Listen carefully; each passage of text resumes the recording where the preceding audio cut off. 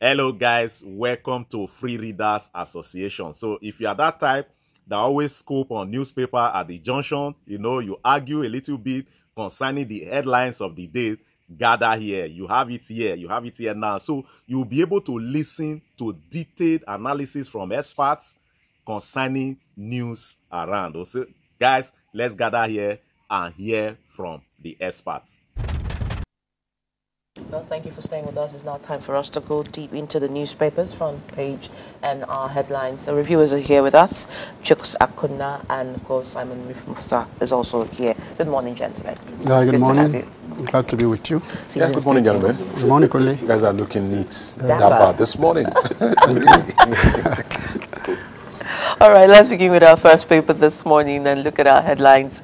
And we will be running with this: Nigeria, Rivers lawmakers withdraw impeachment notice against Fubara, and that's on page 4. Christmas, Tinubu approves free train ride, 50% cut in transport fare, services to run from December 21 to January 4th on page 4. Let's go to first news now.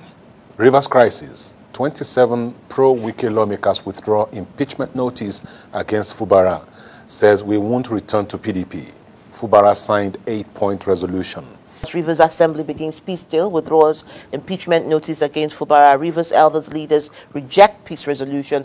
Fubara didn't sign agreement under pressure, and that's coming from the commissioner. So let's get our viewers to wait in here. So, 50%. The president approving 50% cuts in transport fare. Some say, well, they must still come on the train with their tickets coming from the rail manager. How do you look at this? It's very funny because when I saw this story yesterday, I chuckled. Because I think the government of the day, they just sit down and think that citizens are stupid. I'm sorry to use that word. But for stupidity, why would you tell me that the president is going, by presidential fiat, that bus drivers in Maraba, in Yanya, and elsewhere are going to, and they expect people to go to the parks this month. Today is the 21st of December, right? Today is 21st. And it's actually meant to start this morning. This morning. So you get to the park, and then, because to start with, you ask yourself, how much is transport fare? You have to know how much transport fare is, if we're talking about 50% or not. So you get to the park and say, yes, President Tinubu has asked me to come and board your bus, and that I'll pay 50%. They'll just slap the person. The person looks stupid. And you see, we just keep shifting the goalpost. To begin with, he said free train services. Where do you have train lines in Nigeria? You have train services in Itakwe, Warri, Lagos, Ibadan, and Abuja, Kaduna. People we know who go home the most. It's like during Ilea, you're talking about reducing transport fares to the southeast. Which Igbo man travels to the east during Ilea festival? That's the truth. This is a time where southeasterners mostly go to their homes to celebrate Christmas, and we all know that. That's why you see it's even evident from airfares. People are paying as much as 500,000 naira return ticket to certain routes in the southeast. And you also blame the airlines. It's about supply and demand, supply and demand. And also, during such festive periods, when flights when they are fully loaded to their destination, they come back empty because there's nobody traveling from the southeast to Abuja or to Lagos for Christmas. So a lot of people are asking because, if you see the riders to, I think, leadership, it says government killing cow with mouth, and that's coming from Labour. Passengers without tickets won't board free train. So the question is, who did they have this conversation with? How did they arrive at such, ultimatum? Simon. Well, I want to borrow the phrase of Chuks Ohuegbe, who says it's simply an orchestra of deception. Something you cannot implement. Time and time again, we see the Tinubu administration coming out and say this is what they will do. And like Chuks has said, all this depends on demand and supply. And like he said, when a plane is taken to Lagos, maybe during this December period, it may come back empty. And there is no deliberate measure to say, how do we reach out in the payment of this 50% subsidy? If you go to the park, will you tell the driver that, wow, it's 50% and this is what you want to pay? Who pays the 50%? So the truth of the matter is that NLC has said it's simply trying to kill a cow by mouth. They understand that Nigerians are very gullible. Anything you throw at them, they will take. Because you say luxury bus owners. How many luxury bus operators go to Plateau State? How many luxury buses go to Bauchi? How many luxury buses go to Cross River?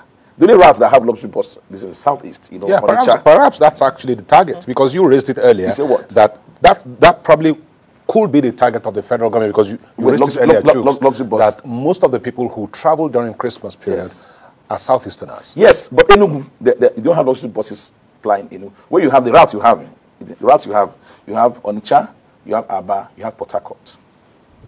I know that. Even Newi, we don't have luxury buses going to Newi from Abuja. Yes, and they are run by private. I do business with them. Most of them are privately owned, run transport companies. I mean, let's face it.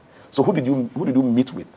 I have thought that Dela Leke oversees the solid minerals ministry. You know, for him to come and I think he's the least equipped to come and talk about that. We have Ministry of Transport, we have Ministry of, and you see, that's even beside the point. The truth is this.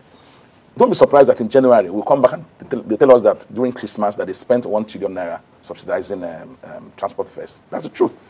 Because you see, the more you look, the less you see. Okay, President Tinubu is willing to quickly jump into Rivers matter, but he doesn't want to go to the southeast.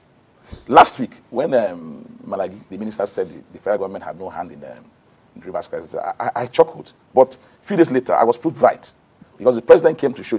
You see, we failed to learn from the lessons from history.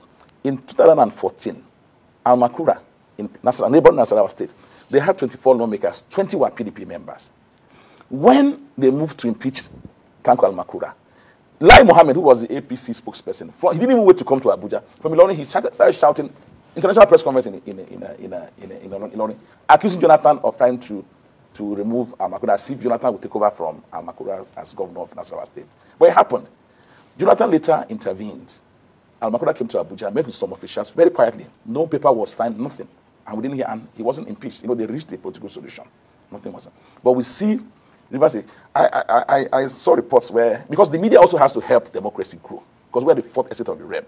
Even when politicians tell us things, because you see, we have to be very careful. When I was a correspondent in Rivers State, OBD was coming to commission LMA gas turbine. And I asked the commissioner, I said, where's the gas coming from? He said, no, it's diesel. I said, so this is not, I'm not right that it's a gas turbine. It's diesel, because we owe ourselves that duty to also educate the public.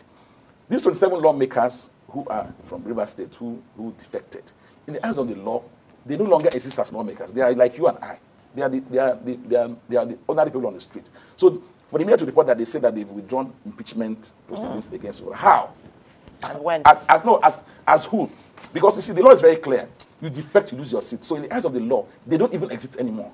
So for President Tinubu, and I say this, you see, we have to be very, very careful, because when the roof crashes, it crashes on all of us. And I can excuse President Tinubu, because lawyers say that we're not learned. You know, they call themselves learned colleagues. Wike is a lawyer.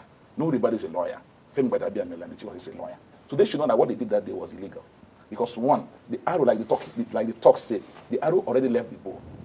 So the issue of calling them, they're no longer, as of the law, they're no longer lawmakers.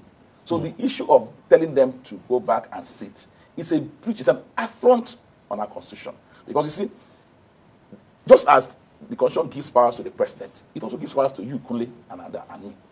Because we are it's in constitution. Our role as the watchdog is the constitution. The chief of staff is not even in the constitution. The NSA is not in the constitution. But you and I are in the constitution. So it's our duty, we are duty bound to bring a president who has decided to breach the constitution. Look at what happened in 2020, I think thereabouts, when President Buhari signed Executive Order 10. Because those went to court. And some people said, no, you cannot do that. Because it sought, he was well-intentioned. He wanted to ensure autonomy, financial autonomy for judiciary and session in states. He signed that order. The court said, no, you cannot do that. You cannot. A president is not the law.